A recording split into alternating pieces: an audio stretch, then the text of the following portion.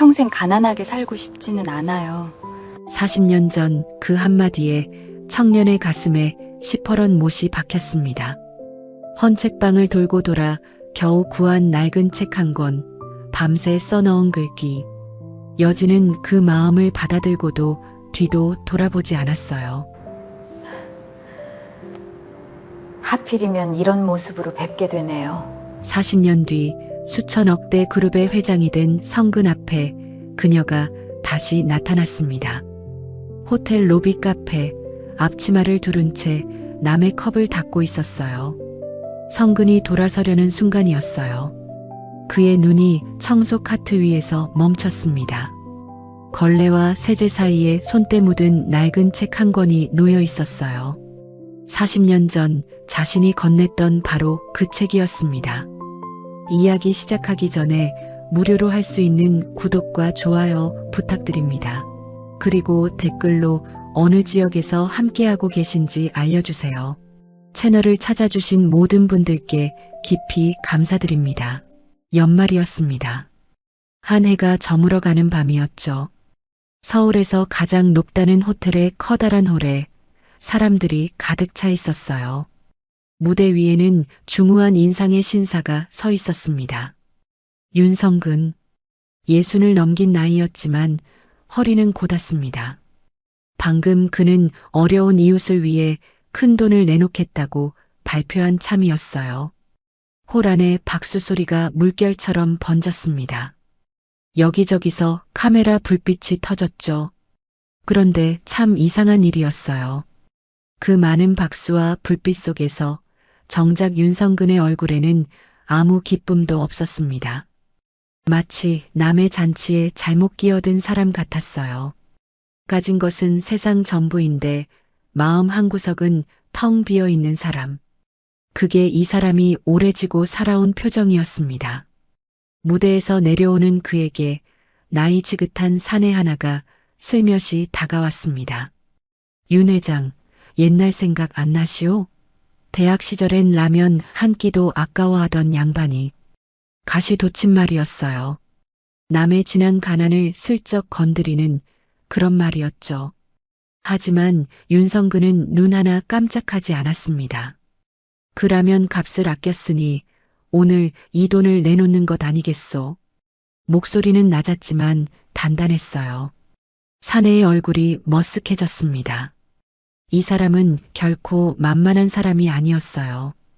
평생을 맨손으로 일어선 사람에게는 그런 조롱쯤 스쳐가는 바람일 뿐이었습니다. 수행원들이 차를 준비하는 동안 윤성근은 잠시 쉬기로 했어요. 그가 향한 곳은 홀 바깥 로비 한켠의 작은 카페였습니다. 바깥은 소란스러웠어요. 사람들의 웃음소리, 구두소리, 인사말이 뒤엉켜 있었죠. 그런데 그 작은 카페 안으로 한 발 들어서자 세상이 조용해졌습니다. 마치 시끄러운 강물 한가운데 떠있는 조그만 섬 같은 곳이었어요. 윤성근은 창가 자리에 앉았습니다. 오래 서 있었더니 다리가 무거웠어요. 그는 무심코 카페 안쪽으로 눈길을 돌렸습니다. 바로 그때였어요. 손님이 빠져나간 구석자리에서 앞치마를 두른 여자 하나가 테이블을 닦고 있었습니다. 5, 60대로 보이는 여인이었어요. 고개를 숙인 채 마른 손으로 행주질을 하고 있었습니다. 빈장과 접시를 소리 없이 카트에 옮겨 담는 손놀림에는 오랜 세월이 밴 군더더기 없는 정갈함이 있었어요. 윤성근의 시선이 무심코 그녀를 스쳐 지나갔습니다. 그런데 이내 그 눈길이 저도 모르게 되돌아왔어요. 무언가가 그의 발목을 붙잡은 것이었습니다. 여자가 고개를 들었습니다. 두 사람의 눈이 허공에서 마주쳤어요. 그 순간 윤성근의 가슴이 쿵 내려앉았습니다. 40년이라는 세월이 한꺼번에 밀려 들어왔어요. 주름이 깊어졌고 머리는 새었지만 저 눈동자만큼은 잊을 수가 없었습니다. 젊은 시절 밤잠을 설치게 만들던 바로 그 눈이었죠. 한여진 씨? 이름 석자가 저절로 입 밖으로 흘러나왔습니다. 여자의 손이 멈췄어요. 쥐고 있던 행주를 하마터면 떨어뜨릴 뻔했습니다. 얼굴에서 핏기가 가셨어요. 반가움이 아니었습니다. 그것은 차라리 숨고 싶은 사람의 얼굴이었죠. 한여진. 그 이름이 맞았습니다. 40년 전 그녀는 온 대학이 우러러보던 사람이었어요. 지나가면 사내들의 고개가 저절로 돌아가던 그런 여인이었습니다. 그리고 가난한 장학생이던 젊은 윤성근이 감히 마음을 품었던 단 한 사람이기도 했죠. 그런 그녀가 지금 남이 앉았던 자리를 닦고 있었습니다. 여진은 윤성근의 눈을 마주보지 못했어요. 시선을 아래로 떨어뜨린 채 앞치마 자락을 슬며시 매만졌습니다. 그 낡은 청소용 앞치마를 조금이라도 가리고 싶은 사람처럼요. 그것이 지금 그녀가 세상 앞에서 자신을 지키는 방식이었습니다. 하필이면 이런 모습으로 뵙게 되네요. 여진의 목소리는 가늘게 떨렸어요. 그 한마디 안에 40년의 사연이 다 들어있는 것 같았습니다. 얼마나 많은 일을 겪었으면 옛사람 앞에서 저리도 몸을 움츠릴까요? 그때였어요. 수행원 하나가 다가왔습니다. 회장님, 차 준비되었습니다. 여느 때 같으면 곧장 일어섰을 윤성근이었어요.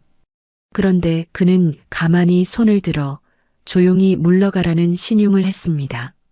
세상 모든 것을 시간에 맞춰 움직이던 사람이 스스로 시간을 멈춰 세운 것이었죠. 그 자신도 왜 그러는지 아마 몰랐을 겁니다.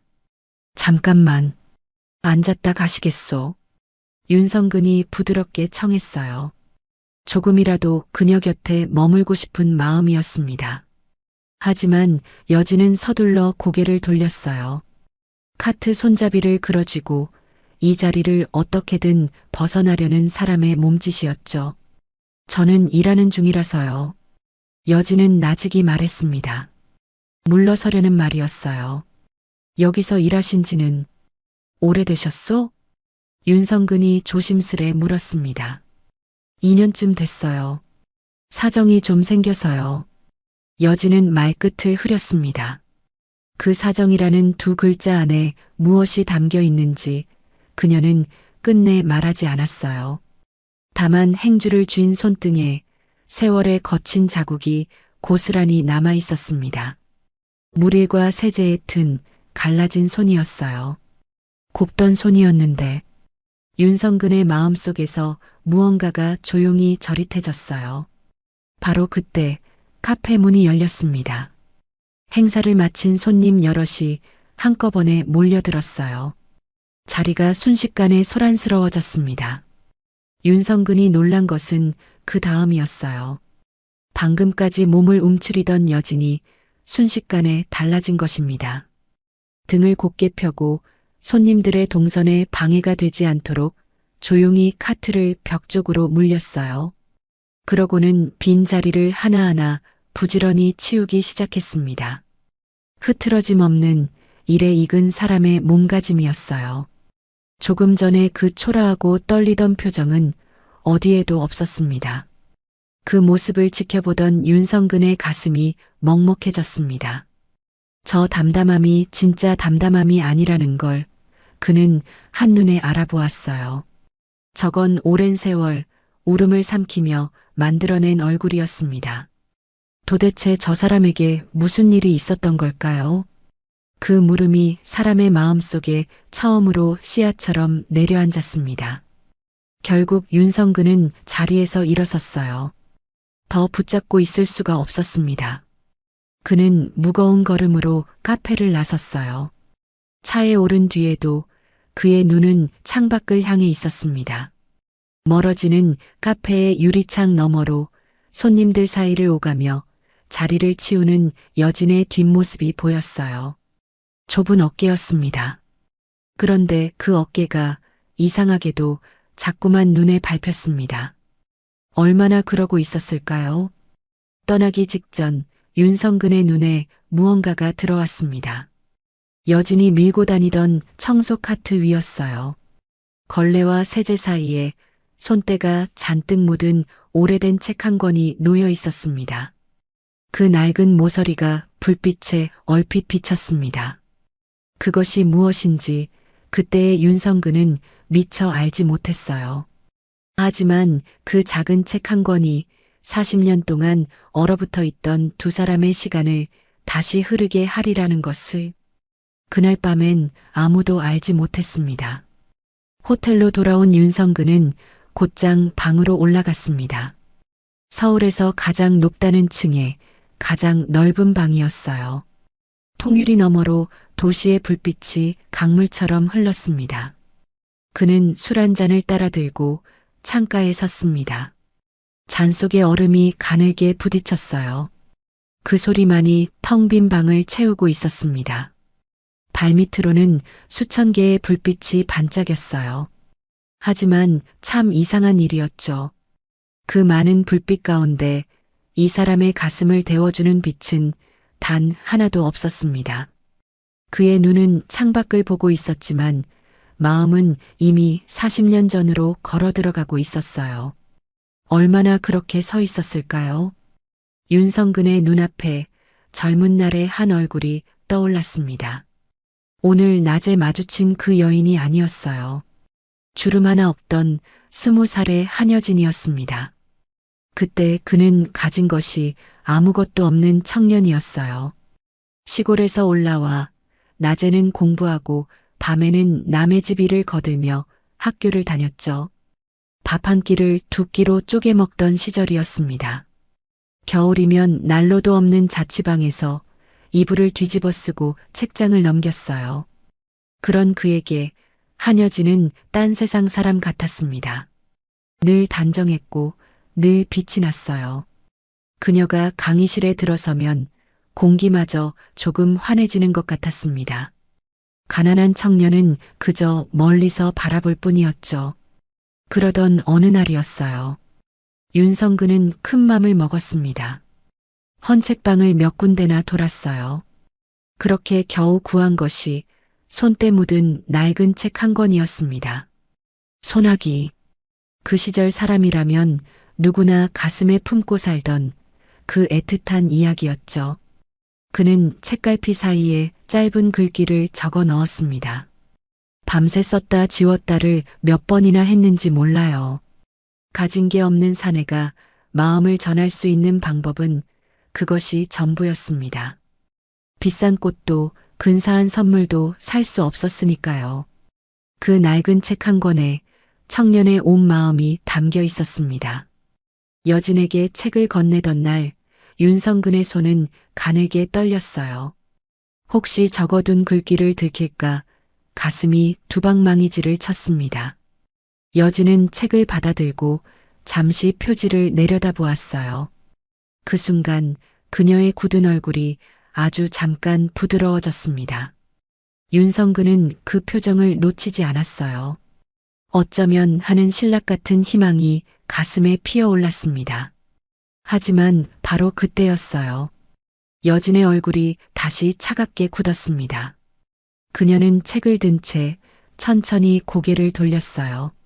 저는요, 평생 가난하게 살고 싶지 않아요. 그 한마디였습니다. 서리발처럼 차가운 말이었어요. 여진은 뒤도 돌아보지 않고 걸어가 버렸습니다. 청년의 마음도 그 낡은 책 한 권도 다 부질없게 만들어버린 말이었죠. 윤성근은 그 자리에 오래 서 있었습니다. 발이 땅에 붙은 것 같았어요. 그 말은 청년의 가슴 한복판에 시퍼런 못이 되어 박혔습니다. 40년이 지나도 뽑히지 않을 그런 못이었죠. 그런데 말입니다. 그날 윤성근이 미처 보지 못한 것이 있었어요. 차갑게 등을 돌려 걸어가던 여진은 사람들의 눈길이 닿지 않는 곳에 이르러서야 걸음을 멈췄습니다. 그러고는 그 낡은 책을 가슴에 꼭 끌어안았어요. 입술을 깨문 채였습니다. 그 어깨가 아주 조금 떨리고 있었어요.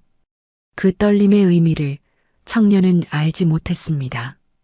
그날의 매정한 말 뒤에 무엇이 숨어 있었는지 40년이 지나도록 알 길이 없었죠. 사람의 거절에는 때로 말과 정반대의 마음이 숨어 있다는 것을요. 며칠 뒤 윤성근은 한 번 더 여진을 찾아갔습니다. 마지막으로 얼굴이라도 보고 싶었어요. 그런데 그가 본 것은 여진의 곁에 선 낯선 사내였습니다. 값비싼 옷을 입은 한눈에도 넉넉한 집안의 아들이었죠. 윤성근은 그 자리에서 발길을 돌렸습니다. 더 볼 것도 없다고 생각했어요. 그 장면은 청년의 가슴에 박힌 못을 두 번, 세 번 더 깊이 박아 넣었습니다. 그날 이후 젊은 윤성근은 달라졌어요. 그는 이를 악물었습니다. 잠을 줄였고 끼니를 걸렀어요. 남들이 쉴 때 일했고 남들이 잘 때 공부했습니다. 가슴에 박힌 그 못이 욱신거릴 때마다 그는 그 아픔을 오히려 연료로 삼았어요. 반드시 성공하겠다. 그 여자가 두 번 다시 나를 우습게 보지 못하도록. 그것이 젊은 사내가 세상을 견디는 방식이었습니다. 사랑에 대인 상처를 도끼로 바꾸어 버린 것이죠. 세월이 흘렀습니다. 윤성근은 맨손으로 회사를 세웠어요. 밤낮 없이 일한 끝에 작은 회사가 큰 기업이 되었습니다. 사람들은 그를 큰손이라 불렀어요. 성공한 사업가, 존경받는 어른. 그 앞에서 고개 숙이지 않는 이가 없었습니다. 하지만 그 화려한 자리 뒤에는 늘 그림자 하나가 따라다녔어요. 아무리 높이 올라가도, 아무리 많이 가져도 채워지지 않는 빈자리가 있었습니다. 문득문득 그 낡은 책 한 권이 떠올랐어요. 밤새 글귀를 써넣던 20살의 자신도요. 성공은 했지만 행복한 적은 없었습니다.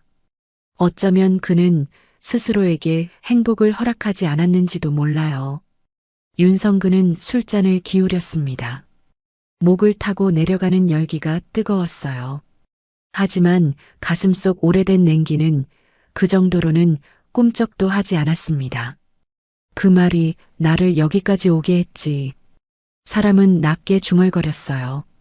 원망인지 그리움인지 그 자신도 알 수 없는 목소리였습니다. 40년을 미워하며 살았는데 그 미움조차 이제는 손에 익은 오랜 벗 같았어요. 바로 그때였습니다. 창밖의 불빛 위로 오늘 낮에 본 여진의 얼굴이 겹쳐졌어요. 앞치마를 두른 채 남의 컵을 닦던 그 초라한 모습이요. 40년 전 넉넉한 집 아들과 나란히 서 있던 그 여인이 말입니다. 윤성근의 눈빛이 흔들렸습니다. 미움이 채 가라앉기도 전에 낯선 물음 하나가 고개를 들었어요. 대체 저 사람에게 무슨 일이 있었던 걸까? 그 물음이 40년 동안 얼어붙어 있던 사람의 마음에 처음으로 금을 냈습니다. 그리고 그 작은 금 하나가 두 사람의 멈춰있던 시간을 다시 흐르게 하리라는 것을 그날 밤에 윤성근은 아직 알지 못했습니다. 이튿날 아침이었어요. 회장실에는 조찬 회의가 잡혀 있었습니다. 임원들이 줄지어 보고를 올렸어요.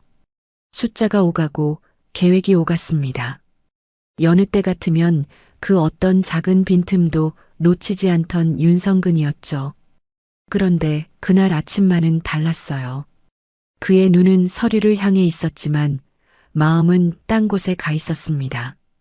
자꾸만 어제 그 카페가 떠올랐어요. 앞치마를 두른 여진의 마른 손이 눈앞에 어른거렸습니다. 임원 하나가 두 번이나 같은 말을 물은 뒤에야 윤성근은 겨우 정신을 차렸어요. 평생 일만 보고 달려온 사람의 눈에 처음으로 다른 것이 들어와 앉은 것이었습니다. 회의는 어영부영 끝이 났어요. 윤성근은 서류를 덮었습니다. 그러고는 자리에서 일어섰어요. 발길이 저도 모르게 향한 곳은 다시 그 로비의 카페였습니다. 핑계는 궁색했어요. 커피 한 잔 마시겠다는 것이었죠. 하지만 그 나이의 회장이 굳이 로비 구석 카페까지 내려올 이유는 없었습니다. 마음이 발보다 먼저 그곳을 향하고 있었던 거예요. 카페는 아침 손님으로 한산했습니다.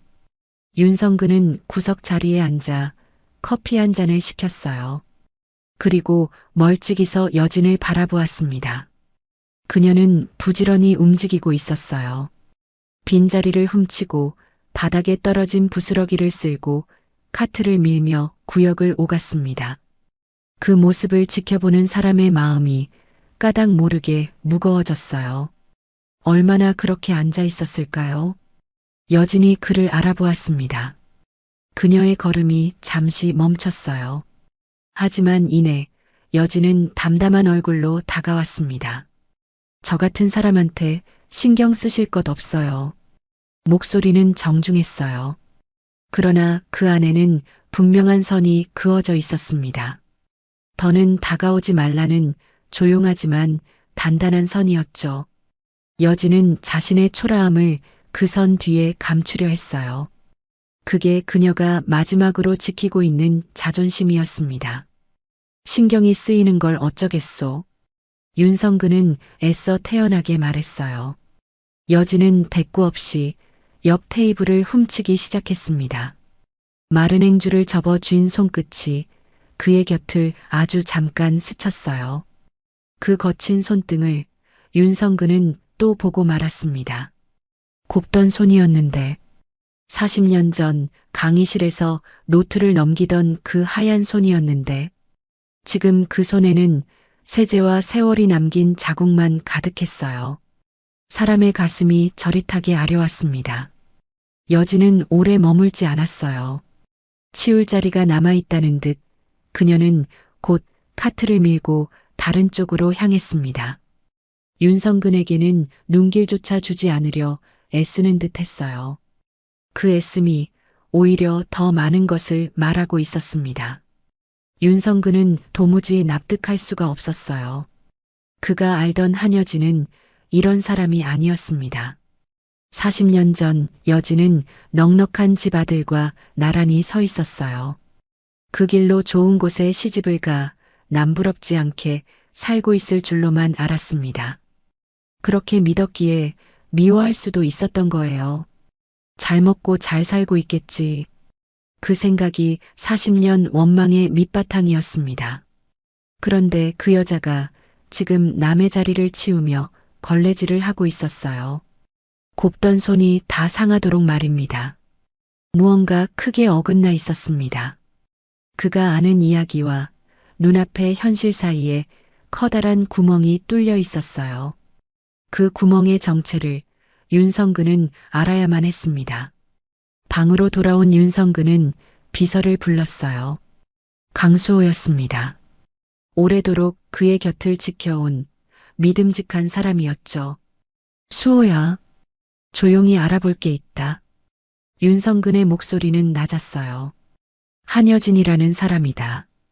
지난 40년을 어떻게 살아왔는지 하나도 빠짐없이 알아봐라. 절대 티나지 않게.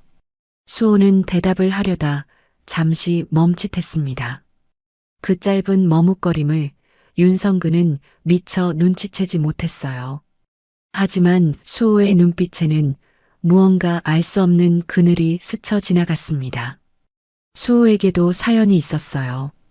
젊은 날 형편이 다르다는 이유로 사랑하는 사람을 떠나보낸 기억이 있었죠. 그래서였을까요? 회장의 이 지시가 그에게는 남의 일 같지가 않았습니다. 오래 묻어둔 자신의 상처를 누군가 조용히 건드린 것 같았어요. 수호는 조심스레 입을 열었습니다. 회장님, 굳이 지난 일을 들추실 필요가 있겠습니까? 만류하는 말이었어요. 그러나 윤성근의 얼굴을 본 순간 수호는 나머지 말을 삼켰습니다. 그 얼굴에는 단순한 호기심이 아닌 무언가가 담겨 있었어요. 오래 참아온 사람의 간절함 같은 것이었죠.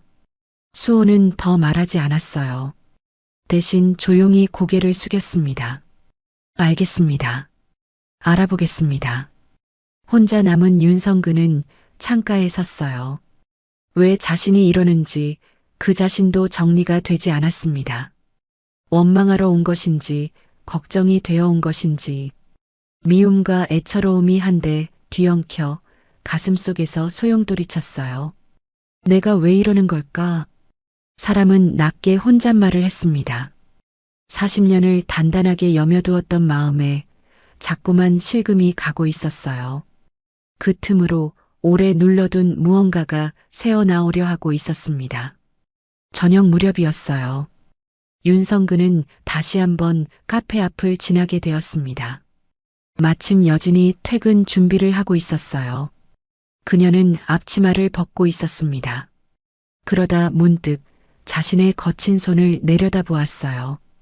그러고는 그 손을 옷자락 아래로 슬며시 감추었습니다.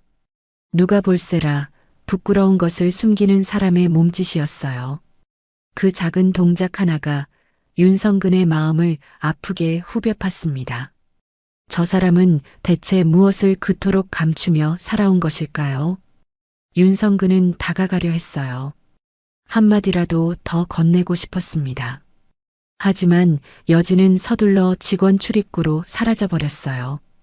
그 뒷모습이 밤길 속으로 총총히 멀어졌습니다. 뒤늦게 그 자리에 선 윤성근에게 언제 왔는지 수호가 다가섰어요. 회장님, 조사 시작하겠습니다. 수호의 목소리가 어둠 속에 나직이 내려앉았습니다. 이제 40년 동안 감춰졌던 한 사람의 세월이 조금씩 그 문을 열려하고 있었어요. 그 문 너머에 무엇이 있을지 그날의 윤성근은 아직 알지 못했습니다. 수호의 조사가 시작되던 그 밤, 이야기는 잠시 윤성근의 곁을 떠납니다. 그가 알지 못했던 시간, 한여진이 홀로 걸어온 40년의 길로요. 40년 전 그 매정한 거절 뒤에 실은 어떤 세월이 숨어 있었는지 이제 그 문을 열어볼 때가 되었습니다. 성근이 알지 못한 시간이 있었어요. 거절의 그날 여진은 마음이 없었던 게 아니었습니다. 오히려 그 반대였어요. 하지만 그녀에게는 짊어져야 할 짐이 있었습니다. 겉으로는 넉넉해 보이던 여진의 집안이 실은 속으로 무너지고 있었던 거예요. 아버지의 사업이 기울었고 빚이 산더미처럼 쌓여 있었습니다. 여진은 집안의 맏딸이었어요. 기울어가는 집을 일으킬 사람은 오직 그녀뿐이었습니다. 그래서 여진은 마음을 접어야 했어요. 가난한 장학생의 손을 잡는 대신 조건 좋은 혼처로 가야만 했던 거죠. 그것은 사랑을 밀어낸 게 아니라 사랑을 포기한 자기 희생이었습니다. 하지만 그 진실을 여진은 누구에게도 말하지 않았어요. 성근에게도 평생 말하지 못했습니다. 그저 미움받는 편이 낫다고 여겼던 거예요. 그게 그 시절 여진이 자신을 지키는 유일한 방법이었습니다. 그렇게 여진은 대기업 임원과 혼인을 했어요. 시작은 사랑이 아니었습니다. 그저 집안을 위한 선택이었죠. 여진이 시집가며 받은 도움으로 친정은 급한 빚을 겨우 막았어요. 하지만 거기까지였습니다. 아버지는 끝내 사업을 일으키지 못했어요. 속으로 병이 든 채 화병으로 몇 해 뒤 세상을 떠나고 말았습니다. 기둥이 쓰러지자 친정은 뿔뿔이 흩어졌어요.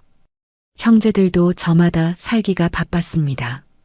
여진이 몸을 팔듯 자신을 내어주며 지키려 했던 그 집안이 결국은 그렇게 무너져 버린 거예요.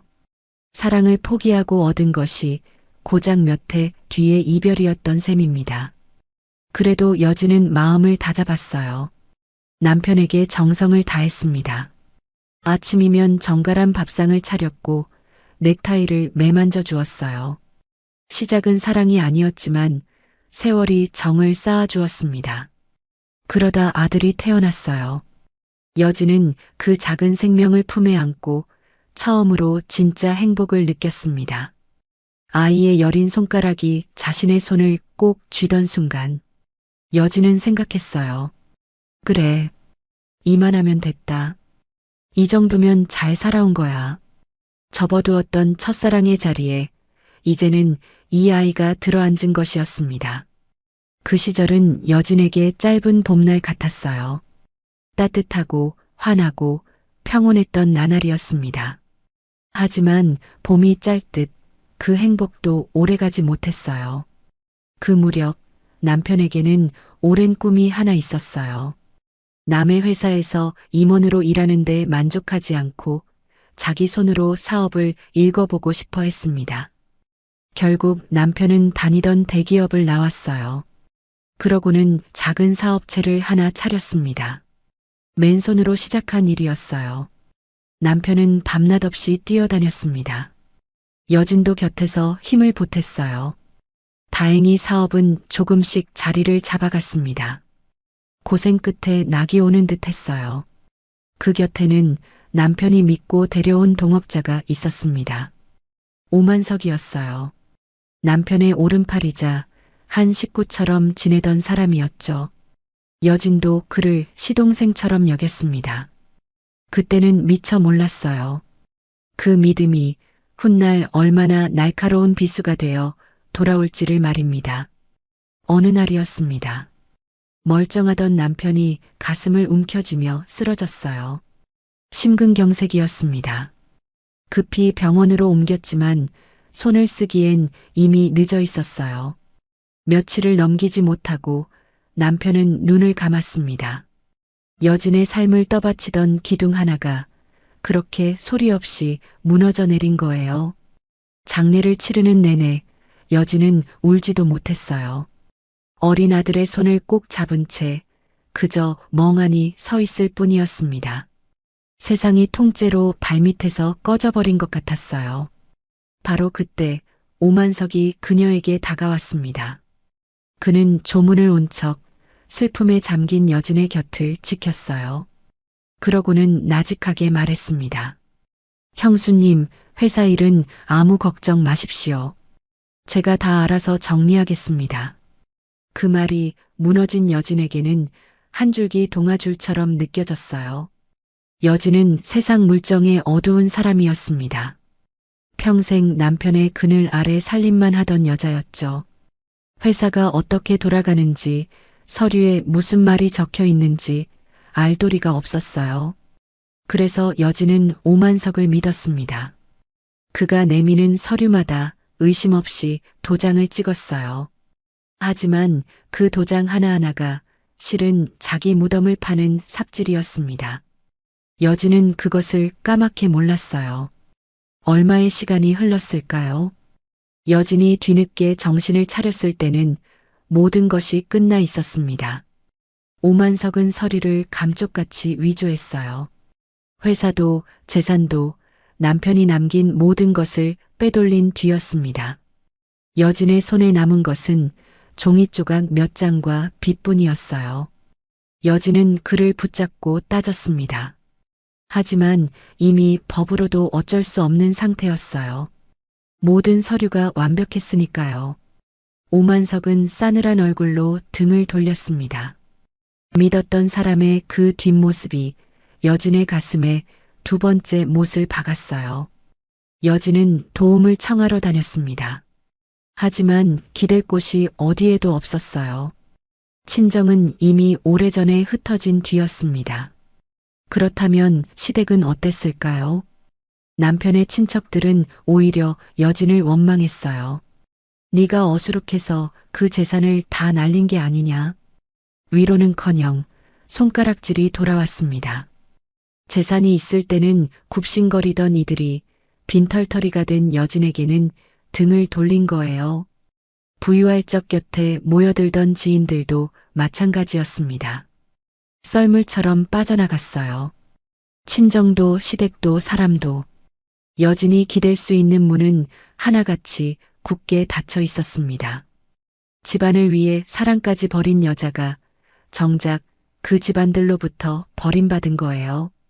그 아이러니가 여진의 처지를 더욱 사무치게 만들었습니다. 그런데 하늘도 무심하시지. 시련은 거기서 끝이 아니었어요. 어느 비 오던 날이었습니다. 여진의 하나뿐인 아들이 교통사고를 당했어요. 유일한 희망이자 삶의 이유이던 아이였습니다. 그 아이가 큰 수술을 받고도 끝내 성한 몸으로 돌아오지 못했어요. 중증 장애를 얻은 것이었습니다. 병원 복도에서 그 소식을 들은 순간 여진은 그 자리에 주저앉았어요. 목소리조차 나오지 않았습니다. 재산을 잃고 사람을 잃고 이제는 아들까지. 여진에게 남은 것이라고는 캄캄한 어둠뿐인 듯 했어요. 그날부터 여진의 삶은 온통 잿빛이 되었습니다. 살던 집을 팔았어요. 아들의 치료비를 대기 위해서였습니다. 그러고는 낮에는 일터로, 밤에는 병원으로 오가는 나날이 시작되었어요. 몰락은 한 번으로 끝나지 않았습니다. 파도처럼 밀려오고 또 밀려왔어요. 그러는 동안 오만석은 어떻게 되었을까요? 그는 빼앗은 회사를 발판 삼아 승승장구했습니다. 어엿한 중견기업의 회장 행세를 하며 사람들의 부러움을 샀어요. 빼앗은 자는 배부르고 빼앗긴 자는 굶주리는 세상. 그 부조리 앞에서 여진은 이를 악물 수밖에 없었습니다. 하지만 말입니다. 여진은 무너지지 않았어요. 수없이 주저앉고 싶은 밤이 있었을 겁니다. 다 놓아버리고 싶은 순간도 있었겠죠. 하지만 그럴 때마다 여진은 병실에 누운 아들을 떠올렸어요. 저 아이를 두고 내가 어떻게 무너지나. 그 생각 하나가 그녀를 다시 일으켜 세웠습니다. 여진은 낡은 앞치마의 끈을 고쳐 맸어요. 흐트러진 매무새를 다잡듯 무너지려는 자신을 다잡는 몸짓이었습니다. 그래도 살아야 한다. 여진은 나직이 혼잣말을 했어요. 눈물 대신 이를 악문, 참으로 단단한 한마디였습니다. 그 말은 절망이 아니라 절망 속에서도 피어난 지독한 생의 의지였어요. 그렇게 한여진은 오늘도 하루를 버텨내고 있었습니다. 여진의 단칸방에 새벽이 내려앉았습니다. 알람이 울리기도 전에 여진은 눈을 떴어요. 낡은 거울 앞에 앉은 그녀는 퉁퉁 부은 자신의 눈과 마주쳤습니다. 간밤에 조용히 울었던 흔적이었어요. 어제 마주친 성근의 얼굴이 밤새 그녀를 놓아주지 않았던 거예요. 여진은 찬물로 눈두덩을 눌렀습니다. 눈물의 흔적을 지우는 것. 그것이 세상 앞에 나서기 전 그녀가 매일 치르는 의식이었어요. 여진은 종일 몸을 굽혀 일했습니다. 손님이 떠난 자리를 훔치고 바닥을 쓸고 무거운 카트를 밀며 카페 구역을 오갔어요. 누군가 흘리고 간 것을 말없이 닦아내고 어질러진 자리를 소리 없이 정돈했습니다. 그래도 흐트러진 기색은 보이지 않았어요. 하지만 사람들의 눈길이 닿지 않는 구석에 이르면 그 곧던 등이 잠시 힘없이 굽었어요. 그 짧은 순간이 여진이 감춰온 진짜 얼굴이었습니다. 하루를 마치면 여진은 병원으로 향했어요. 사고 이후 말을 잃은 아들이 있는 곳이었습니다. 몸이 부서질 듯 지쳤어도 그 길만은 있는 법이 없었어요. 여진은 따뜻한 물수건으로 아들의 손을 정성껏 닦았습니다.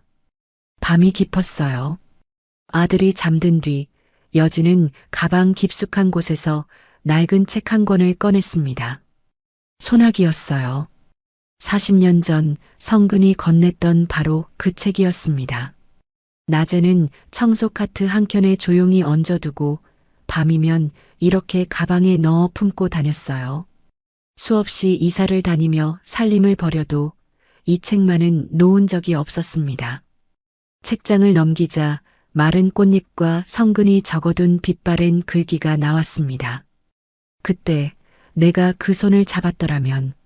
소리 없는 혼잣말이 새어나왔어요. 하지만 여진은 곧 고개를 저었습니다. 부질없는 생각이라 여긴 거죠. 여진은 잠든 아들의 손을 가만히 잡았어요. 그 온기가 지친 하루의 유일한 위로였습니다. 조금만 더 버티자. 우리 아들 조금만 더. 그렇게 여진의 긴 하루가 병실의 희미한 불빛 아래 저물어 갔습니다. 여진이 병실의 희미한 불빛 아래 하루를 접는 동안 성근의 밤도 깊어가고 있었습니다. 수호에게 조사를 맡긴 뒤로 성근은 좀처럼 카페에서 발길을 떼지 못했어요. 그날 이후 그는 며칠째 핑계를 만들어 그곳을 드나들었습니다. 원망하러 온 것인지 걱정이 되어 온 것인지 성근은 스스로도 알 수가 없었어요. 다만 여진이 눈에 밟혀 하루도 그냥 지나칠 수가 없었습니다. 그는 늘 구석 자리에 앉았어요. 그러고는 멀찍이서 여진을 지켜보았습니다. 여진의 하루는 고단해 보였어요. 거칠어진 손으로 무거운 카트를 밀고 오래 몸을 굽히느라 다리를 절뚝였습니다. 누군가 어질러 놓은 자리를 말없이 치웠어요. 그 모습을 볼 때마다 성근의 마음 한구석이 무너져 내렸습니다. 40년 전 강희실을 환하게 밝히던 그 여인이었어요. 그런데 지금은 세월의 무게에 짓눌려 등이 굽어 있었습니다. 그 간극이 성근의 가슴을 아프게 후벼 팠어요. 그러던 어느 저녁이었습니다. 여진의 고단한 모습을 바라보던 성근이 문득 자신의 지난 삶을 돌아보게 되었어요. 성근은 평생 앞만 보고 달려온 사람이었습니다. 오직 성공만이 목표였어요. 그 매정한 거절을 갚아주겠다는 일념으로 밤낮 없이 일했습니다. 그렇게 회사를 키우는 동안 정작 자기 인생은 뒷전이었어요. 결혼도 늦었습니다.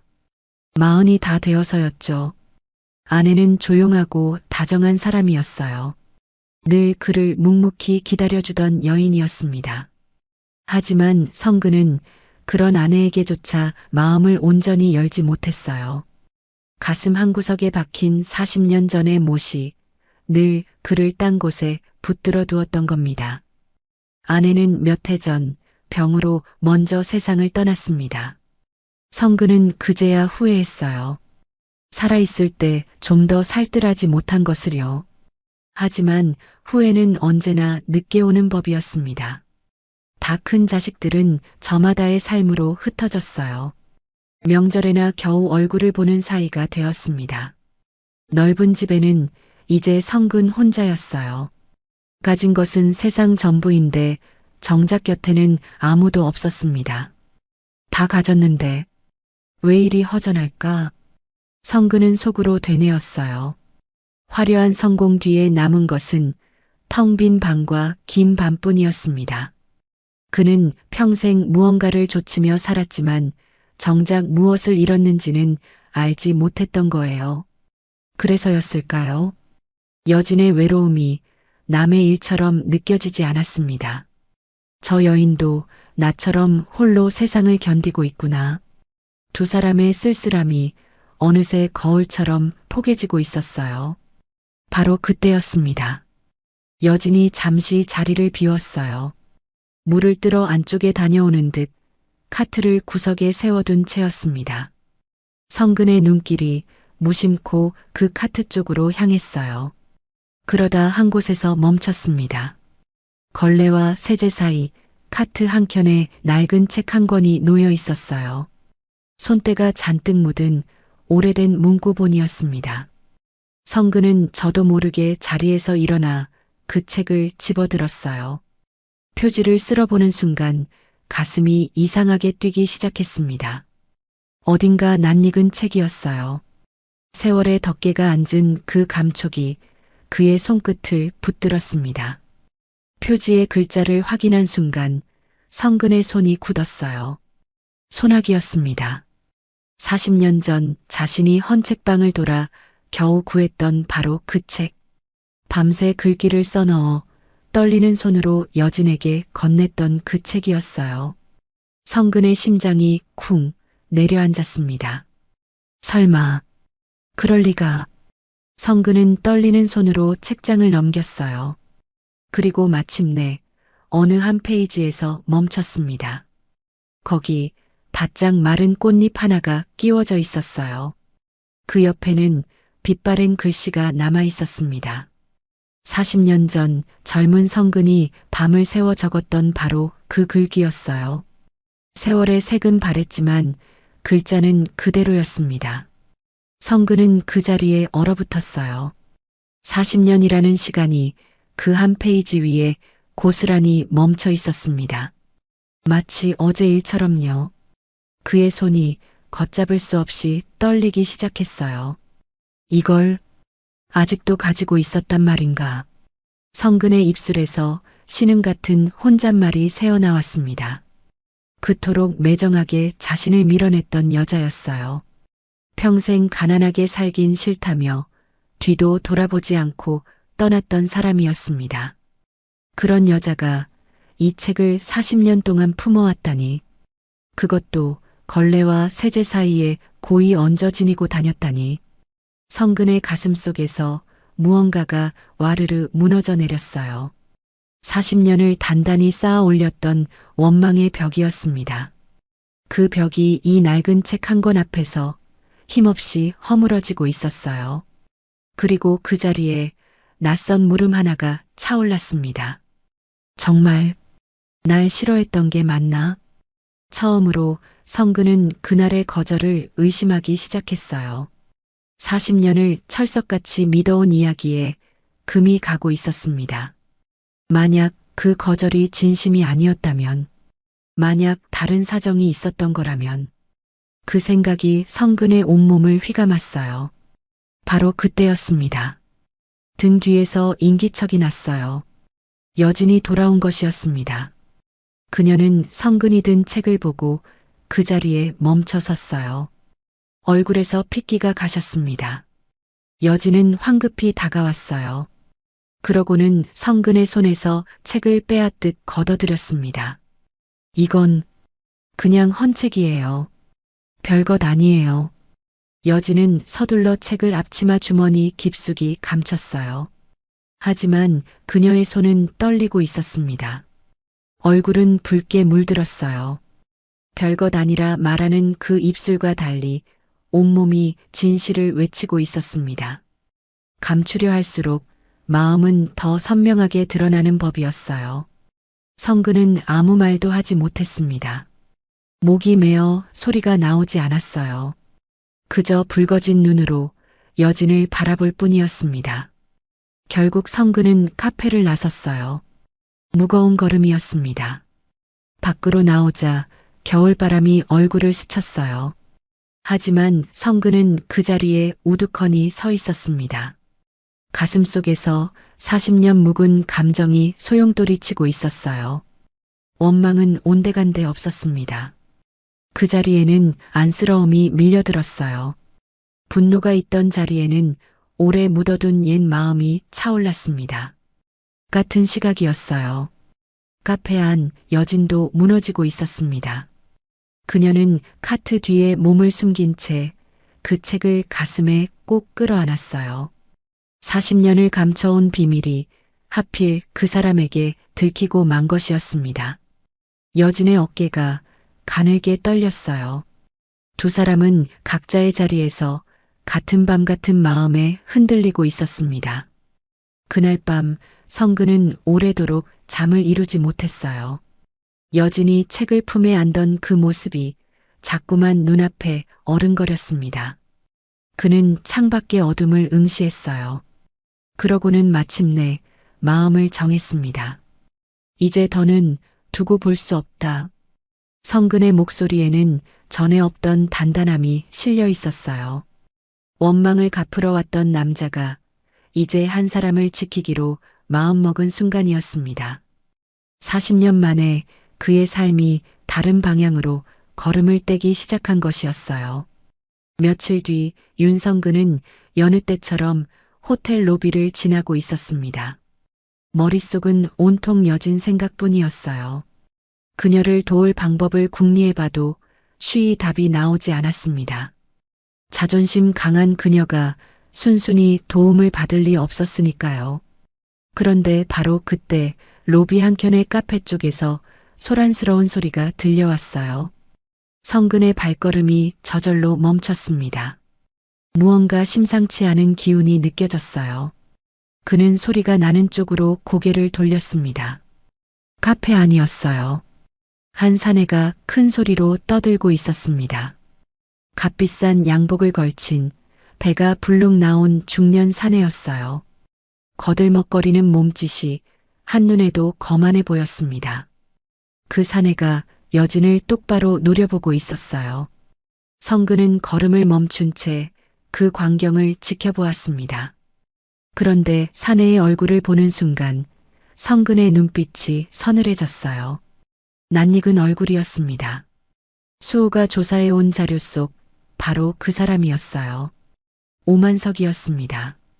여진에게서 모든 것을 빼앗아 간 자, 죽은 남편의 회사를 통째로 삼킨 자, 그가 지금 사업차 이 호텔에 드나들다 여진과 마주친 것이었어요.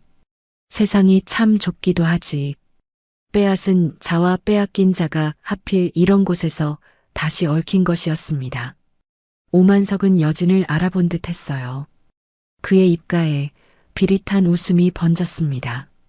아이고, 이게 누구신가? 형수님 아니시오? 오만석이 짐짓 놀란 척 목소리를 높였어요. 일부러 주변에 다 들리도록 떠벌리는 말투였습니다. 카페에 있던 손님들의 시선이 일제히 여진에게로 쏠렸어요. 여기서 걸레질을 하고 계셨구먼. 세상에 그 손으로 이런 데서 남의 자리나 치우고 있을 줄이야. 오만석의 말에는 가시가 돋쳐 있었습니다. 여진의 처지를 대놓고 조롱하는 것이었어요. 여진의 얼굴이 하얗게 질렸습니다. 하지만 그녀는 고개를 숙이지 않았어요. 오랜만이네요. 여진의 목소리는 담담했습니다. 떨림 하나 없었어요. 그 짧은 인사 속에 40년 세월이 벼려낸 단단함이 담겨 있었습니다. 오만석은 그런 여진이 못마땅한 듯 했어요. 그는 한술 더 떴습니다. 그러게 내가 뭘 했소? 사람이 분수를 알아야지. 한때는 사모님 소리 들으며 떵떵거리더니 쯧쯧 인생 참 알 수 없는 거야. 뻔뻔하기 그지없는 말이었어요. 그 모든 몰락의 원인이 바로 자신이라는 사실은 쏙 감춘 채였습니다. 여진의 것을 빼앗아 배를 불린 자가 오히려 여진을 손가락질하고 있었어요. 그 파렴치함에 지켜보던 성근의 주먹이 부르르 떨렸습니다. 오만석의 조롱은 거기서 그치지 않았어요. 그는 손에 든 물잔을 일부러 여진의 발치에 툭 쏟았습니다. 물이 바닥에 흥건히 번졌어요. 이런, 손이 미끄러졌네. 이거 좀 닦아주시겠소? 그게 형수님 일 아니오. 일부러 여진을 굽히게 만들려는 저열한 수작이었습니다. 카페 안의 손님들이 숨을 죽이고 그 광경을 지켜보았어요. 여진은 말없이 카트에서 마른 걸레를 꺼냈습니다. 그러고는 천천히 몸을 굽혀 쏟아진 물을 닦아냈어요. 그 뒷모습이 오히려 오만석보다 훨씬 꼿꼿했습니다. 굽힌 것은 몸이었지 마음이 아니었으니까요. 그러자 오만석은 마지막 남은 선까지 넘고 말았어요. 그래, 아들은 좀 어떻소? 여전히 병원 신세라던데. 즉, 치료비는 어찌 감당하시나? 이런 데서 걸레질해 버는 푼돈으로 되겠어? 그 순간이었습니다. 물을 닦던 여진의 손이 아주 잠깐 멈췄어요. 아들 이야기였습니다. 그녀의 가장 아픈 곳이었어요. 세상 그 무엇보다 여린 마지막 급소였습니다. 지켜보던 성근의 가슴이 철렁 내려앉았어요. 저 말은 안 된다. 저것만은 건드리면 안 된다. 그는 저도 모르게 한 발을 내디뎠습니다. 하지만 여진은 흔들리지 않았어요. 그녀는 닦던 자리를 마저 정리하고 천천히 몸을 일으켰습니다. 그러고는 오만석의 눈을 똑바로 마주 보았어요. 눈빛에는 서슬 퍼런 자존심이 서려 있었습니다. 덕분에 부끄러울 것 없이 살고 있어요. 제 손으로 벌어서요. 여진은 그 한마디로 오만석의 조롱을 되받아쳤어요. 아들 이야기에는 한마디도 대꾸하지 않았습니다. 다만 조용히 그러나 또렷하게 자신의 삶을 지켜냈어요. 그것이 여진의 방식이었습니다. 진흙탕 같은 모욕 앞에서도 그녀는 결코 자신을 더럽히지 않았어요. 오만석은 머쓱해진 듯 했어요. 더는 재미가 없다는 표정이었습니다. 그는 자리에서 일어섰어요. 즉, 세월 참. 그렇게 한마디를 남기고 오만석은 카페를 나섰습니다. 홀로 남은 여진은 잠시 그 자리에 서 있었어요. 깊은 숨을 한번 내쉬었습니다. 그러고는 아무 일도 없었다는 듯 다시 카트를 정리하기 시작했어요. 흐트러진 매무새를 다잡듯 흔들린 마음을 추스르는 몸짓이었습니다. 방금 그 모진 수모를 혼자 조용히 삼켜내고 있었던 거예요. 멀리서 그 광경을 지켜보던 성근은 한동안 발을 뗄 수가 없었습니다. 그는 여진의 뒷모습을 바라보았어요. 그 좁은 어깨가 이상하게도 커다랗게 느껴졌습니다. 세상이 그토록 짓밟아도 꺾이지 않는 등이었어요. 온갖 풍파를 다 겪고도 끝내 고개를 숙이지 않는 사람의 뒷모습이었습니다. 그 순간 성근은 깨달았어요. 40년 전 자신이 사랑했던 것, 그것은 여진의 고운 얼굴만이 아니었습니다. 어떤 시련 앞에서도 꺾이지 않는 저 단단한 심지였어요. 세월이 그녀의 겉모습은 바꾸어 놓았지만 그 심지만은 조금도 바꾸지 못했던 겁니다. 저 사람을 지켜야겠다. 성근의 마음속에서 흐릿하던 결심이 단단하게 굳어졌어요. 이제 그것은 흔들리지 않는 다짐이 되었습니다. 연민이 아니었어요. 저 꺾이지 않는 사람에 대한 깊은 존경이 그를 움직인 것이었습니다. 성근은 오만석이 사라진 방향을 바라보았어요. 그러고는 다시 여진의 뒷모습으로 눈길을 돌렸습니다. 지켜야 할 사람과 응징해야 할 자. 두 사람이 한 공간에서 엇갈린 순간이었어요. 그는 조용히 카페를 나섰습니다. 그리고 곧장 방으로 올라갔어요. 성근의 얼굴에는 전에 없던 냉기가 감돌고 있었습니다. 방으로 들어선 성근은 곧바로 수호를 불렀어요. 수호가 들어오자 성근은 낮고 단호한 목소리로 말했습니다.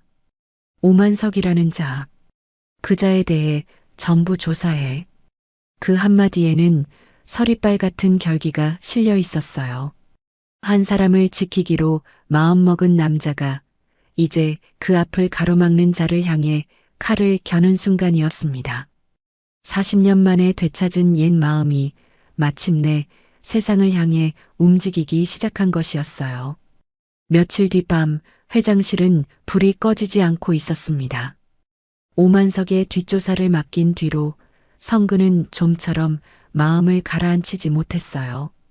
카페에서 목격한 그 광경이 자꾸만 눈앞에 어른거렸습니다. 여진이 홀로 삼켜내던 그 수모가요. 그는 방 안을 서성이며 수호의 보고를 목이 빠지게 기다리고 있었습니다. 바로 그때였습니다. 문을 두드리는 소리가 났어요. 수호가 들어왔습니다. 그의 손에는 두툼한 서류 봉투가 들려 있었어요. 그런데 수호의 표정이 여느 때와 달랐습니다. 무겁게 가라앉아 있었어요. 그 얼굴만 봐도 봉투에 담긴 이야기가 예사롭지 않음을 알 수 있었습니다. 회장님, 두 건 다 정리했습니다. 수호가 나직이 말했어요. 그러고는 첫 번째 서류를 내밀었습니다. 한여진에 관한 것이었어요. 성근은 떨리는 손으로 서류를 받아들었습니다. 그러고는 한 장, 한 장 넘기기 시작했어요. 거기에는 지난 40년 여진의 세월이 빼곡히 담겨 있었습니다. 대기업 임원이던 남편, 그가 회사를 나와 차린 사업체, 심근경색으로 갑작스레 맞은 죽음, 그리고 그 뒤에 벌어진 일들이요. 동업자 오만석의 배신, 위조된 서류, 통째로 빼앗긴 회사와 재산, 흩어진 친정과 등을 돌린 시댁, 그리고 교통사고로 중증 장애를 얻은 아들까지 여진이 짊어진 짐이 종이 위에 낱낱이 적혀 있었어요. 성근은 서류를 넘기던 손을 문득 멈췄습니다. 카페에서 보았던 여진의 거친 손이 떠올랐어요. 낡은 앞치마도요. 그 초라한 행색이 이 문장들 하나하나와 겹쳐졌습니다. 그제야 모든 것이 이해되었어요. 왜 그 곱던 손이 그토록 상했는지, 왜 40년 전의 여신이 남의 컵을 닦고 있어야 했는지를요. 이런 일이 있었구나. 성근의 입술에서 신음 같은 말이 새어나왔습니다. 그는 서류를 쥔 채 한동안 아무 말도 하지 못했어요. 원망은 이미 흔적도 없이 사라진 뒤였습니다. 그 자리에는 깊은 연민과 자책이 밀려들었어요. 성근은 특히 한 대목에서 오래 눈을 떼지 못했습니다. 여진이 낮에는 카페에서 일하고 밤에는 병원에서 아들을 돌본다는 내용이었어요. 하루도 쉬지 않고 홀로 그 무거운 짐을 지고 있었던 겁니다. 나는 원망만 하고 있었는데 성근의 가슴이 먹먹해졌어요. 40년을 미워하며 살아온 자신이 한없이 부끄러워졌습니다. 그가 성공의 사다리를 오르던 그 시간, 여진은 벼랑 끝에서 홀로 버티고 있었던 거예요. 같은 세월이 두 사람에게 이토록 다른 얼굴이었다니. 성근이 겨우 마음을 추스르자 수호가 두 번째 서류를 내밀었습니다. 오만석에 관한 것이었어요. 이자의 실체입니다. 수호의 목소리에 서늘한 기운이 감돌았어요. 성근은 서류를 펼쳤습니다. 오만석은 여진에게서 빼앗은 회사를 발판 삼아 몸집을 불려왔어요. 그렇게 어엿한 중견기업의 회장이 되었습니다. 겉으로는 성공한 사업가였어요. 하지만 그 화려함의 뿌리에는 남의 피눈물이 스며 있었던 겁니다. 성근이 서류를 넘기던 그때였어요. 한 대목에서 그의 눈빛이 번뜩였습니다. 그것은 뜻밖의 내용이었어요. 오만석의 회사가 지금 윤성근 그룹과의 대형 제휴를 노리고 있다는 것이었습니다. 이미 몇 차례 먼저 접촉해온 상태였어요. 큰 계약을 성사시키려고 오만석 쪽에서 안달이 나 있었던 겁니다. 성근은 잠시 숨을 멈췄어요. 세상에 이런 우연이 있을까요? 여진을 짓밟은 자가 제 발로 성근의 손안에 걸어 들어온 것이었습니다. 응징의 무대가 이렇게 눈앞에 차려진 거예요. 마치 하늘이 오래 미뤄둔 셈을 이제야 치르라 하는 것 같았습니다. 수호가 이어서 또 다른 자료를 펼쳤어요. 조사하는 과정에서 이것까지 확보했습니다. 그것은 오만석의 과거 흔적이었습니다. 여진의 회사를 삼킬 때 저지른 서류 위조의 증거였어요. 그리고 회사 돈을 빼돌린 횡령의 정황까지요.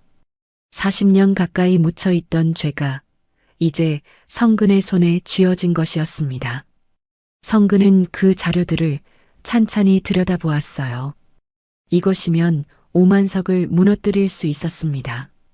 사업적으로 그를 파탄낼 확실한 칼이었어요. 그때 수호가 조심스레 입을 열었습니다. 회장님, 한 가지만 말씀드리고 싶습니다. 성근이 그를 바라보았어요. 수호는 잠시 뜸을 들이더니 신중하게 말을 이었습니다. 이 일은 개인 감정으로 처리하시면 안 됩니다. 어디까지나 사업 판단으로 하셔야 합니다. 그래야 뒤탈이 없습니다. 옳은 말이었어요. 성근이 오만석을 무너뜨리는 것은 사사로운 보복이 되어서는 안 되었습니다. 신뢰할 수 없는 자와는 손잡지 않는다는 정당한 결단이어야 했어요. 그래야 아무도 흠잡을 수 없는 응징이 되는 것이었습니다. 성근은 고개를 끄덕였어요. 수호의 뜻을 그는 잘 알아들었습니다. 혼자 남은 성근은 창가에 섰어요.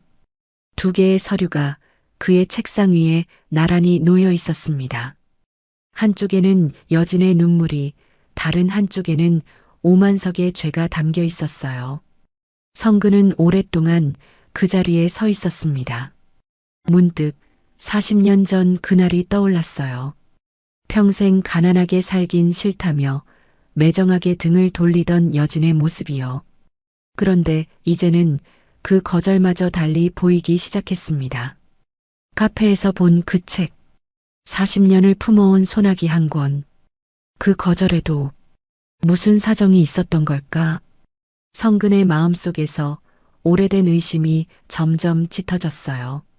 그날의 매정함 뒤에 자신이 모르는 무언가가 숨어 있으리라는 예감이었습니다. 카페에서 시작된 그 물음이 이제 확신에 가까워지고 있었어요. 성근은 천천히 눈을 감았습니다. 그러고는 다시 떴어요. 그의 눈빛이 얼음처럼 차갑게 굳어 있었습니다. 지킬 사람과 응징할 자. 이제 모든 것이 분명해졌어요. 더는 망설일 이유가 없었습니다. 성근은 수호를 다시 불렀어요. 그러고는 낮고 단호한 목소리로 지시했습니다. 오만석 쪽 제휴 미팅 예정대로 잡아. 그 한마디에는 서리빨 같은 결기가 실려 있었어요. 응징의 판을 성근이 제 손으로 열어젖힌 순간이었습니다. 40년 만에 되찾은 옛 마음이 이제 한치의 흔들림도 없이 앞으로 나아가기 시작한 것이었어요. 마침내 제휴 미팅의 날이 밝았습니다. 성근이 판을 짜고 기다려온 바로 그날이었어요. 호텔의 큰 회의실에는 아침부터 팽팽한 긴장이 감돌았습니다. 하지만 그 긴장의 정체를 아는 사람은 오직 성근과 수호뿐이었어요. 약속된 시간이 되자 회의실 문이 열렸습니다. 오만석이 들어섰어요. 그는 자신감이 넘쳤습니다. 값비싼 양복을 빼입고 어깨를 한껏 폈어요. 윤성근 그룹과의 대형 계약이 이제 손안에 들어왔다고 믿는 얼굴이었습니다. 그에게 이 미팅은 인생의 정점을 찍는 자리였어요. 오만석은 눈앞의 회장이 어떤 사람인지 까맣게 모르고 있었습니다. 그저 자신에게 큰 돈을 안겨줄 큰 손으로만 여길 뿐이었어요. 이 신사가 여진과 어떤 인연으로 얽혀 있는지 그로서는 알 도리가 없었습니다. 미팅이 시작되었습니다. 오만석은 신이 나서 떠들었어요. 우리 회사가 말입니다. 맨바닥에서 여기까지 왔습니다. 제가 얼마나 고생을 했는지 몰라요. 그는 제 성공담을 늘어놓았습니다. 자수성가한 사업가라며 어깨를 으쓱였어요. 성근은 말없이 그 말을 들었습니다. 표정 하나 바뀌지 않았어요.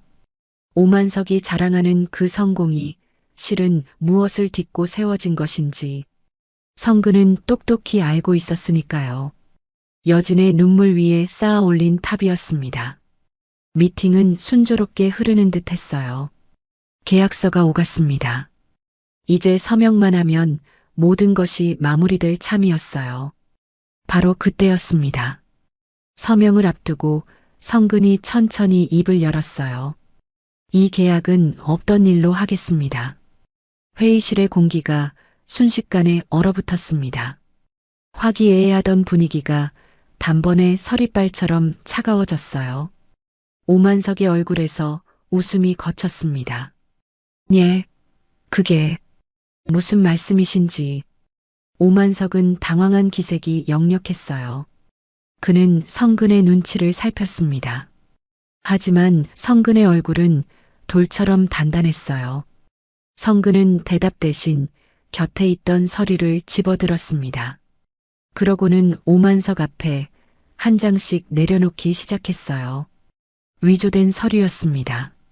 40년 전 여진의 회사를 삼킬 때 오만석이 손댄 바로 그 문서들이었어요. 그리고 회사 돈을 빼돌린 횡령의 정황들까지요. 묻혀있던 죄가 하나둘 오만석의 눈앞에 펼쳐졌습니다. 오만석의 얼굴이 하얗게 질려갔어요. 이건 대체 어디서? 그의 목소리가 떨렸습니다. 여유롭던 태도는 어디에도 없었어요. 그는 발뺌하려 했습니다. 이건 오해입니다. 뭔가 잘못하신 겁니다. 하지만 그 말은 힘없이 허공에 흩어졌어요. 성근은 서두르지 않았습니다. 차분히 증거를 하나하나 짚어나갔어요. 이서명, 당신 것이 맞지요. 이 계좌로 빠져나간 돈도요. 여기 날짜까지 다 남아 있습니다. 조목조목 파고드는 말이었어요. 오만석은 빠져나갈 틈을 찾지 못했습니다. 그가 40년간 감쪽같이 감춰온 죄가 이제 백일하에 드러난 것이었어요. 성근의 목소리에는 분노도 흥분도 없었습니다. 오히려 그 담담함이 더 서늘했어요. 오만석은 이마에 땀이 맺혔습니다. 그는 마른 침을 삼켰어요. 회장님, 이러실 게 아니라 우리 좋게 신뢰할 수 없는 파트너와는 함께하지 않습니다. 성근이 그의 말을 잘랐어요. 낮지만 단호한 한마디였습니다. 그 말 한마디로 모든 것이 끝났어요. 재유는 완전히 무산되었습니다. 오만석의 회사는 이 큰 계약에 사활을 걸고 있었어요. 그 동아줄이 끊긴 순간 회사의 자금줄도 함께 막히기 시작한 것이었습니다. 그제야 오만석은 무언가를 깨달은 듯 했어요. 그는 떨리는 눈으로 성근을 올려다보았습니다. 혹시 그 여자와 무슨 오만석이 뒤늦게 여진과의 인연을 눈치챈 것이었어요. 그는 자리에서 벌떡 일어났습니다. 그러고는 성근에게 매달리려 했어요. 회장님, 한 번만 봐주십시오. 제가 뭐든. 하지만 성근은 이미 등을 돌린 뒤였습니다. 성근은 그를 돌아보지 않았어요. 통쾌해하지도 가엾어하지도 않았습니다. 응징은 그렇게 건조하게 끝이 났어요. 요란한 복수 대신 조용한 매듭이었습니다. 그것이 성근의 방식이었어요. 며칠 뒤였습니다. 여진은 뜻밖의 호출을 받았어요. 호텔 지배인실로 오라는 것이었습니다. 여진은 영문을 몰랐어요. 청소 중에 무슨 실수라도 했나 가슴이 철렁 내려앉았습니다. 그녀는 앞치마를 벗고 조심스레 지배인실 문을 두드렸어요.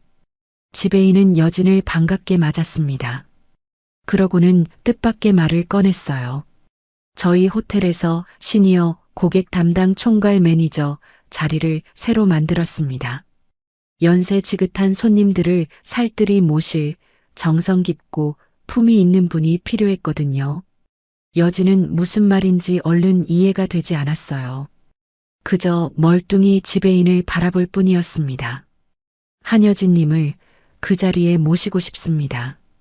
윤성근 회장님의 강력한 추천이 있으셨어요. 그 이름을 듣는 순간 여진의 얼굴이 굳었습니다. 성근이었어요. 그가 뒤에서 손을 쓴 것이었습니다. 여진은 당황해서 고개를 저었어요. 저는 그런 자리를 맡을 자격이 없습니다. 그저 걸레 들고 남의 자리나 치우던 사람인걸요. 하지만 지배인은 부드럽게 웃었습니다. 윤 회장님께서는 한여진님의 능력을 높이 평가하셨습니다. 고급스러운 취향과 넓은 인맥은 우리 호텔에 새로운 활력을 불어넣을 거라고요. 그리고 이 직책에는 의료비 지원 혜택도 포함되어 있습니다. 가족분의 치료비도 상당 부분 도움이 되실 겁니다. 가족의 치료비.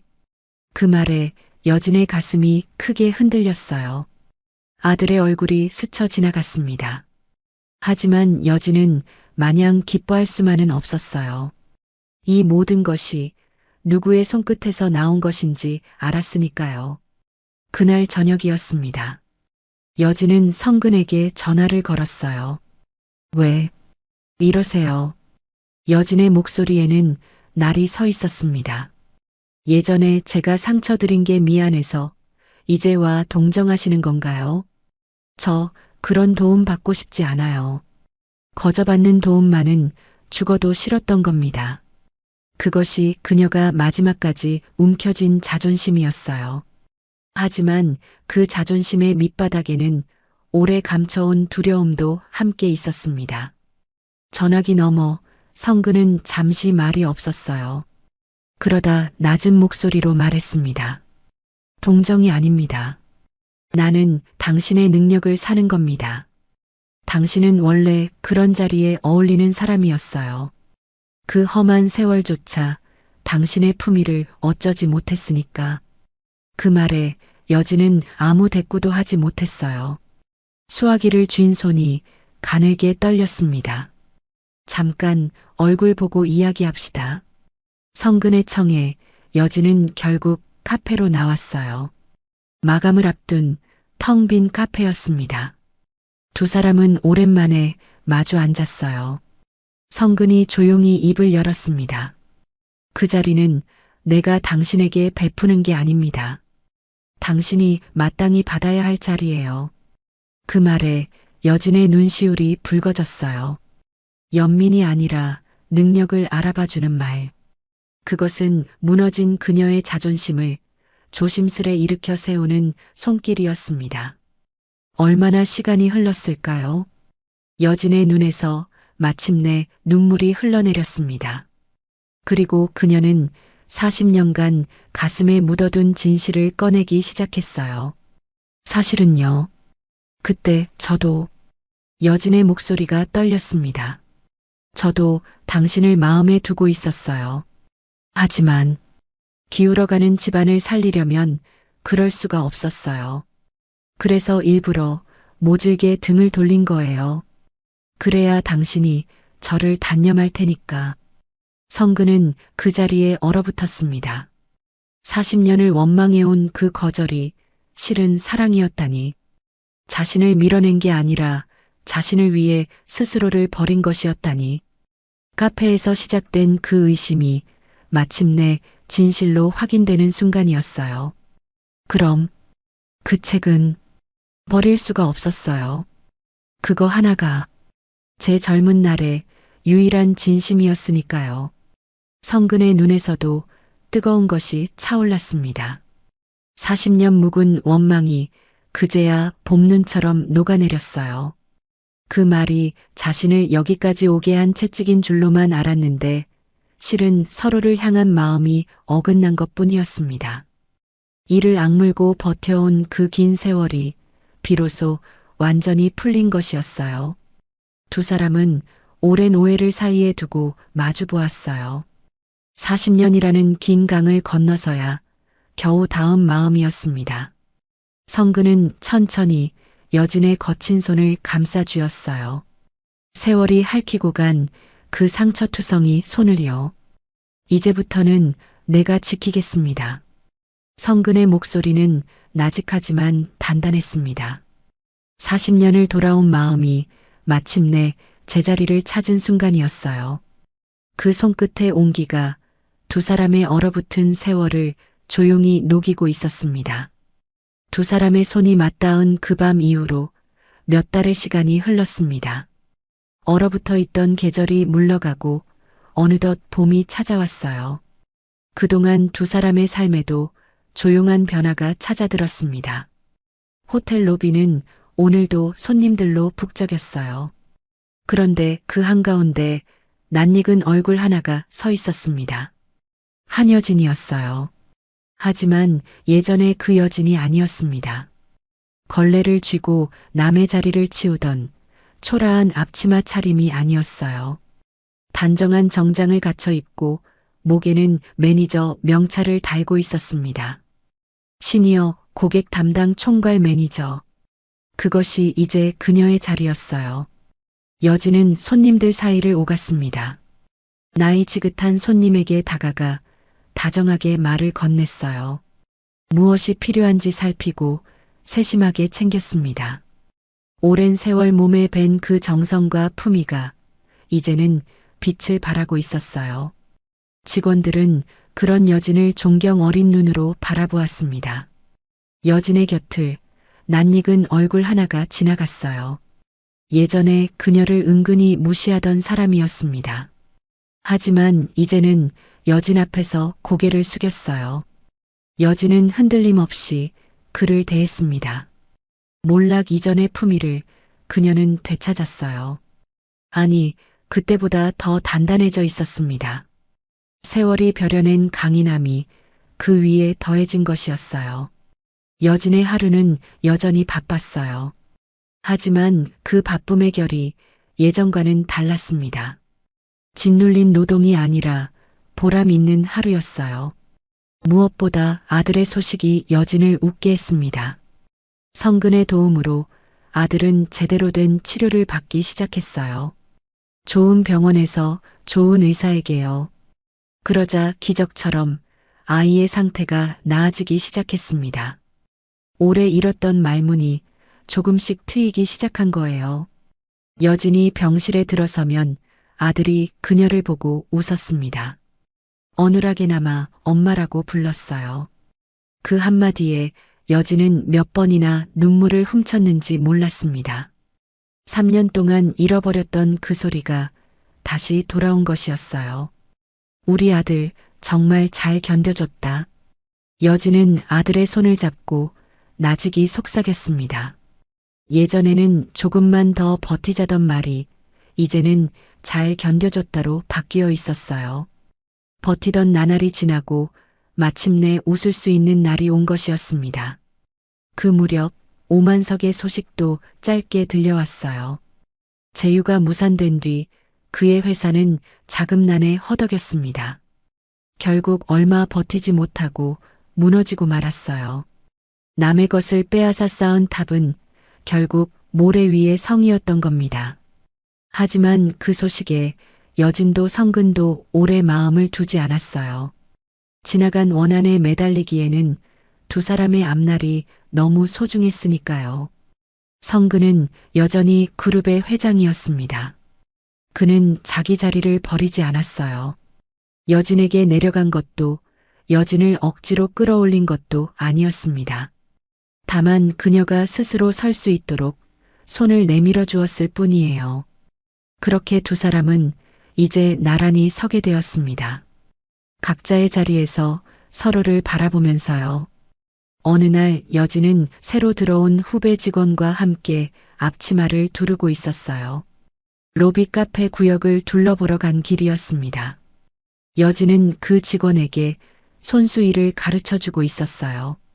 어느 자리부터 치워야 하는지, 손님의 눈에 거슬리지 않게 어떻게 움직여야 하는지를요. 그 앞치마는 예전 그 낡은 앞치마와 다르지 않았습니다.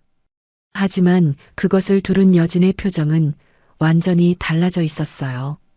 한때 그 앞치마는 여진에게 초라함의 상징이었습니다.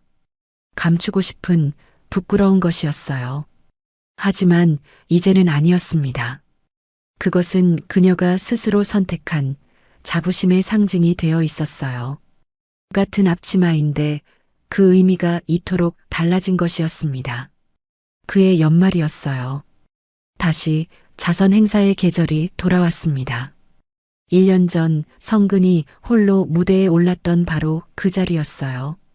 그때 그는 박수 속에서도 텅 빈 얼굴을 하고 있었습니다. 남의 잔치에 잘못 끼어든 사람처럼요. 하지만 올해는 달랐어요. 성근의 곁에는 여진이 서 있었습니다. 사람들이 두 사람을 바라보았어요. 성근은 여진을 향해 조용히 손을 내밀었습니다. 그러고는 사람들 앞에 그녀를 소개했어요. 제 곁을 지켜줄 소중한 사람입니다. 그 한마디에 여진의 눈시울이 붉어졌습니다. 1년 전 하필 이런 모습으로라며 고개를 돌리던 그녀였어요. 감추고 숨고 싶어 하던 사람이었습니다. 그런데 이제는 당당히 성근의 곁에 서 있었어요. 더는 숨길 것이 없는 모습으로요. 그날 행사장 한켠에는 낡은 책 한 권이 놓여 있었습니다. 소나기였어요. 40년을 가방 깊숙이 숨겨두었던 그 책이요. 이제 여진은 그것을 감추지 않았습니다. 두 사람 사이에 당당히 펼쳐놓았어요. 감춰야 했던 비밀이 이제는 함께 나누는 추억이 된 것이었습니다. 멀리서 강수호가 그 모습을 바라보고 있었어요. 그의 입가에 옅은 미소가 번졌습니다. 문득 그의 눈빛에 아련한 그늘이 스쳤어요. 젊은 날 형편이 다르다는 이유로 떠나보낸 그 사람이 떠올랐던 겁니다. 이루지 못한 자신의 사랑이 두 사람을 통해 뒤늦게 위로받는 듯 했어요. 수호는 조용히 고개를 끄덕였습니다. 행사가 끝나고 두 사람은 어딘가로 향했어요. 40년 전 그들이 헤어졌던 그 대학 캠퍼스였습니다. 세월이 흘러 많은 것이 변했지만 그 자리만은 그대로였어요. 여진이 매정하게 등을 돌렸던 바로 그 길목이었습니다. 두 사람은 그 자리에 나란히 섰어요. 40년 전 이곳에서 한 사람은 등을 돌렸고 한 사람은 그 자리에 얼어붙었습니다. 어긋난 두 마음이 각자의 길로 갈라섰던 자리였어요. 그런데 이제 그 자리에 두 사람이 함께 서 있었습니다. 돌고 돌아 마침내 제자리를 찾은 것이었어요. 여진이 성근을 바라보았습니다. 그러고는 환하게 웃었어요. 1년 전 부끄러워 고개를 돌리던 그 얼굴이 아니었습니다. 이제는 아무것도 감추지 않는 맑은 얼굴이었어요. 40년의 오해와 상처를 다 건너온 사람만이 지을 수 있는 그런 웃음이었습니다. 바람이 불어왔어요. 두 사람의 머리를 부드럽게 어루만졌습니다. 늦어도 참 늦은 봄이었어요. 하지만 봄은 끝내 찾아왔습니다. 40년을 돌아온 두 사람에게도 마침내 따스한 봄날이 온 것이었어요. 그렇게 두 사람은 오래오래 그 자리에 서 있었습니다. 지나온 세월을 조용히 어루만지면서요. 여러분, 오늘 이야기는 어떠셨나요? 사람의 인연이란 참 알 수 없는 것이죠. 40년을 미움으로 굳어있던 마음이 낡은 책 한 권 앞에서 복눈처럼 녹아내렸으니까요. 어쩌면 우리네 인생도 그런 것인지 모릅니다. 오해라 여겼던 것이 실은 사랑이었고 끝이라 여겼던 자리가 실은 시작이었던 거예요. 살다 보면 매정하게 등을 돌려야 했던 순간이 누구에게나 있습니다. 차마 말하지 못하고 가슴에 묻어둔 진심도 있고요. 하지만 진심은 아무리 오래 묻어두어도 끝내 사라지지 않는 법인가 봅니다. 낡은 책갈피 속 마른 꽃잎처럼 비친 발에도 그 모양만은 그대로 남아있으니까요. 늦었다고 생각한 그 자리에서도 봄은 찾아옵니다. 오늘 밤 여러분의 가슴 속에 묻어둔 그 마음은 무엇인지 한번 가만히 들여다보시는 건 어떨까요? 오늘 준비한 영상은 여기까지입니다. 영상이 즐거우셨다면 구독과 좋아요, 댓글 부탁드립니다. 시청해주셔서 감사합니다.